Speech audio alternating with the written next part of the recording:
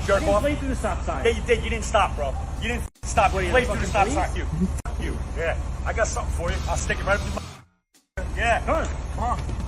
Come on. Oh, get it up.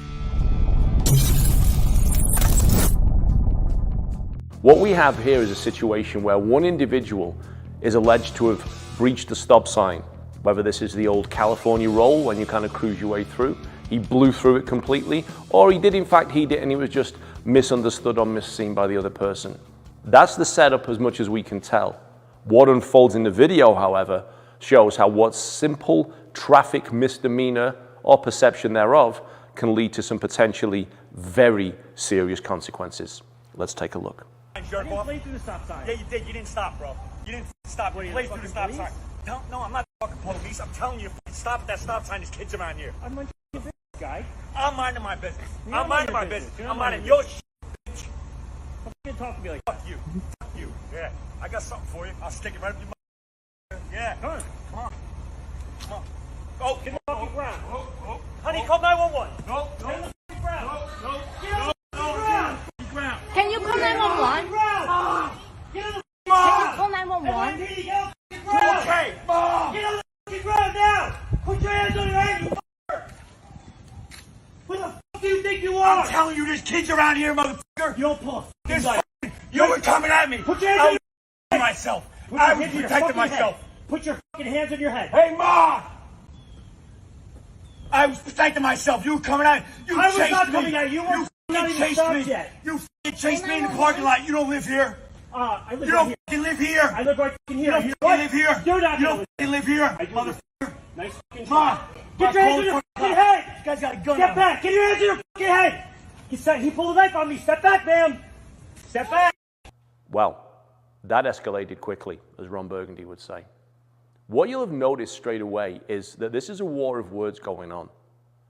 What's also significant here is you have a guy in a car, outside of his car, arguing with another guy who's a pedestrian. At some point during this confrontation or this situation unraveling, a conscious choice was made to exit the vehicle and engage this individual. This is red mark number 1. Why? Why need to? Why bother? If he's questioning parentage, if he's calling you every name under the sun because you blew a stop sign, even if you didn't, a simple, sorry, probably would have ended this here and now. But it didn't. So let's just assume maybe he parked up and was getting out of his car and that's when the confrontation took place. Because we don't know, we're only assuming. What happens and what follows is a he said, she said argument. You blew a stop sign. No, I didn't. You blew a stop sign. No, I didn't. You blew a stop sign. No, I didn't. This is not dialogue designed to reach a mutually amicable conclusion or indeed resolve any given situation.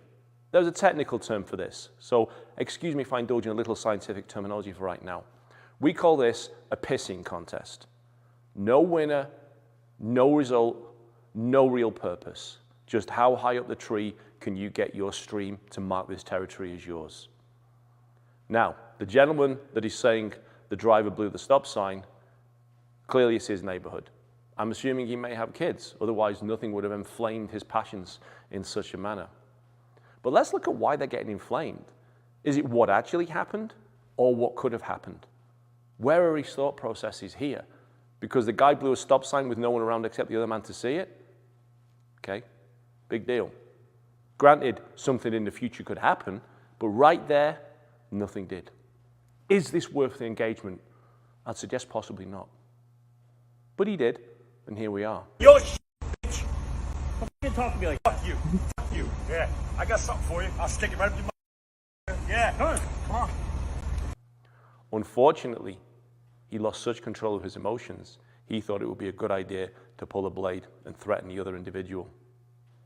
At this point, the firearm comes into play. Pause, freeze frame. Right here, right now, we have a blown stop sign or an allegation thereof, and we have two guys that potentially are going to kill each other. This is ego stupidity in a nutshell. In a nutshell. I'm not saying that the chap having the knife pulled on him shouldn't have pulled the gun. Because if someone pulls a knife on you, absolutely, you defend yourself in any way you can. And that's not an easy thing to do against a Blade. But the fact we're in this situation in the first place, where he has to pull his gun to defend himself, rather than getting back into the car, rather than offering an apology, albeit an insincere one, rather than being the bigger man and walking away, they're not backing down. They're peeing up that tree. They're seeing how high they can get. And they're both now in a position where they won, or even both could die over this. This comes back to what I always say. Violence is not nice. It's not pleasant, and it's never fun. Why people have these revenge fantasies, these ideas of you disrespect me and I will make you pay, it's nonsense. People are not going to go home at the end of the day to their families. Children are going to be without fathers. Wives are going to be without husbands. Is it worth it? When you make these choices, when you make these decisions, ask yourself that, is this a good idea? If you're being attacked, by all means, do what you need to do to get away from that. But as often as not, unless Captain Kirk beams down in front of you, there's not a lot of instantaneous attacks.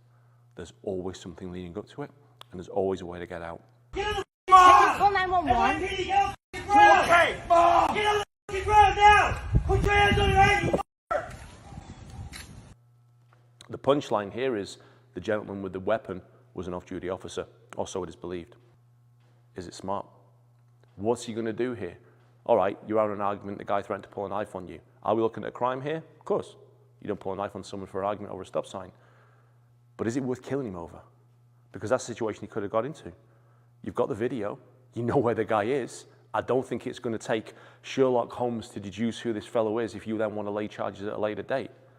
When you've got everything you need and you are safe, why take this one further?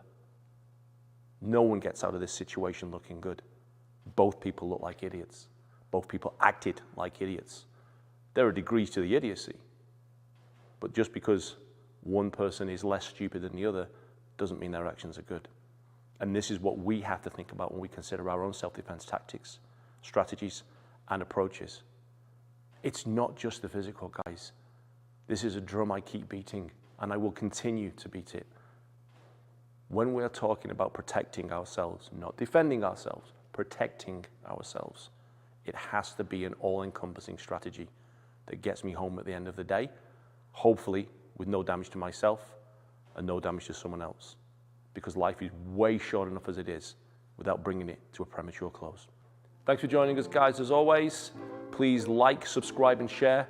Comment, do whatever you want. We read them all. We enjoy them all. You can follow me at Facebook, Aftermath the Fight After the Fight, YouTube, channel of the same name. And I'm also on Instagram, HavoChound, and on Twitter at AftermathMatic. Once again, a big, big thank you to my compadres, the Budo brothers. As you can see, I'm rocking the hood gi today.